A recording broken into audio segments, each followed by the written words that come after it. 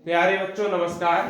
जैसा कि आप सभी जानते हैं, हम व्यंजन संधि को लेकर आगे बढ़ रहे हैं। कल हमने इंट्रोडक्शन दिया था, आज हम उसे वन बाय वन रूलों को समझेंगे। तो पहला रूल कहता है, यदि स्पर्श या वर्गीय व्यंजनों के प्रथम वर्ण का, चा, टा, ता, पा के आगे कोई स्वर या किसी वर्ग का तीसरा या चौथा वर्ण आए। इसका मतलब क्या है कि जो भी वर्गीय व्यंजन होते हैं वो का से शुरू होंगे, का वर्ग, चा वर्ग, टा वर्ग, ता वर्ग और पा वर्ग, जो कि हमने वर्णमाला पढ़ाई थी तब बताया था। तो उसी हिसाब से ये उसी वर्ग के पहले अक्षर है। तो यानी कि यहां से अगर वो शुरू होते हैं तो वर्ग का तीसरा या चौथा वर्ण आ जाता है। क्या आ जाता है? तीसरा या चौथा वर्ण आ जाता है।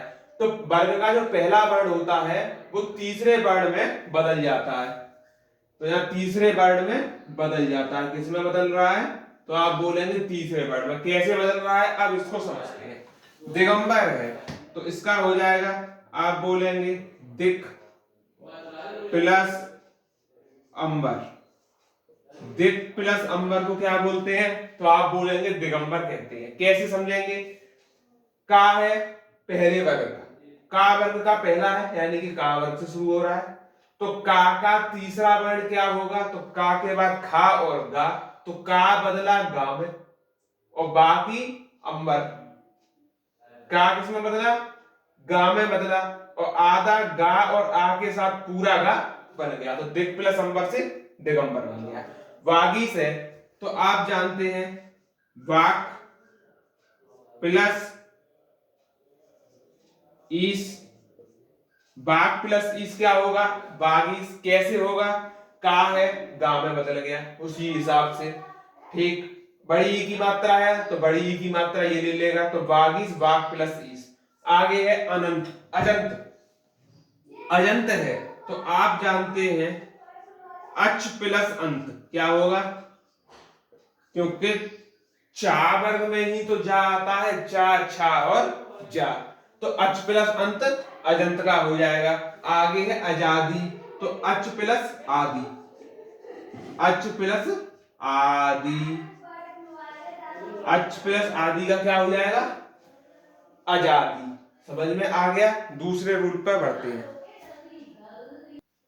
आगे दूसरा रूल कह रहा है कि यदि का, चा, टा, ता, पा के आगे कोई अनुनासिक व्यंजन ना या मा, इसको रखेंगे याद, ना या मा को आए तो प्रथम वर्ण के बदले उस वर्ग का पांचवा वर्ण आता है।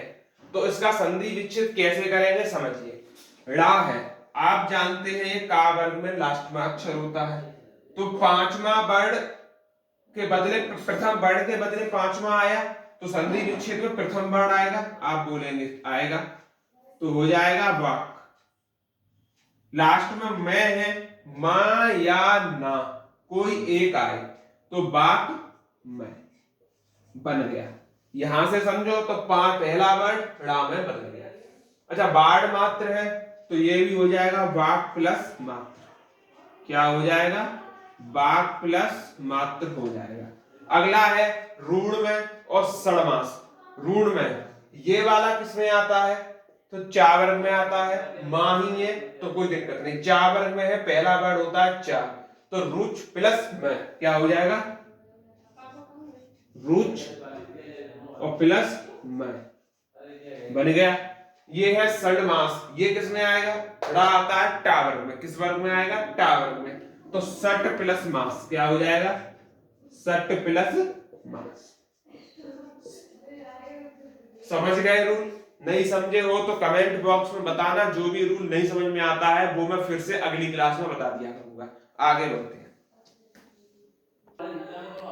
अगला देखिए, जब किसी हास्य या दीर्घ स्वर के आगे छा आता है तो छा से पहले चा आता है।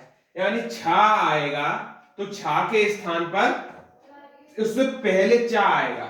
छा भी रहेगा और चा भी रहेगा। जैसे पर प्लस छेद है, इसका बनाएंगे तो छा से पहले चा आएगा। जैसे पर, अब चा ले लो तो परिच्छेद हो जाएगा। क्या हो जाएगा? परिच्छेद। समझ में आ गया? छा से पहले चा आया और हमने कोई चेंजिंग नहीं किया, बन गया संधि। आच्छादन का क्या होगा, तो आप बोलेंगे आ, छा दिख रहा है, छा से पहले चा ले लो, आच्छादन हो जाएगा। क्या हो जाएगा, आच्छादन। लक्ष्मी छाया का क्या होगा, तो आप जानते हैं लक्ष्मी तो हो जाएगा ये लक्ष्मी छाया, चा जुड़ जाएगा। समझ में आ गई चीज। पद छेद का क्या होगा, ये हमें कमेंट बॉक्स में बताना क्या होता है। ठीक, आगे नेक्स्ट रूल पे बढ़ते हैं। देखिएगा, यदि मां के आगे कोई स्पर्श व्यंजन आए तो मां के स्थान पर उसी वर्ग का 5वां अक्षर आ जाता है। क्या समझे, जैसे मां के बाद कोई स्पर्श व्यंजन आ जाता है, जैसे कि का आ गया, चा आ गया, टा आ गया, ता आ गया या पा आ गया, तो उसका 5वां अक्षर आता है। मां आया है और एक का वर्ग का पहला अक्षर आया है, तो 5वां अक्षर क्या होगा, ण। इसको बोलेंगे तो हम बोलते हैं संकर। क्या बन जाएगा, इसका बन जाएगा संकर। यह है सम और चय। ठीक, चा आया है, चा का होता है वहां, तो हो जाएगा संचय। इसको हम ऐसे ही डिफाइन करते हैं। अगला है घमटा, टा का होगा ड़ा वाला, तो क्या बन जाएगा, आप बोलेंगे घंटा, और इसको लिख देते हैं घंटा ऐसे भी। तो ये पूछे कि घंटा में कौन सी संधि है, तो आप बोलेंगे व्यंजन संधि है। सम और तोष में क्या होगा, तो आप बोलेंगे संतोष, और संतोष को ऐसे भी लिखते हैं क्योंकि ता का 5वां अक्षर ना आता है। समझ में आ गया होगा रूल। तो कैसी लगी आज की क्लास, मैंने आपको 4 रूल कराए हैं और थोड़े ही रूल इसके और बचे हैं जो अगली क्लास में करा देंगे, और फिर हम चलेंगे अपने तीसरे पार्ट यानी विसर्ग संधि की तरफ।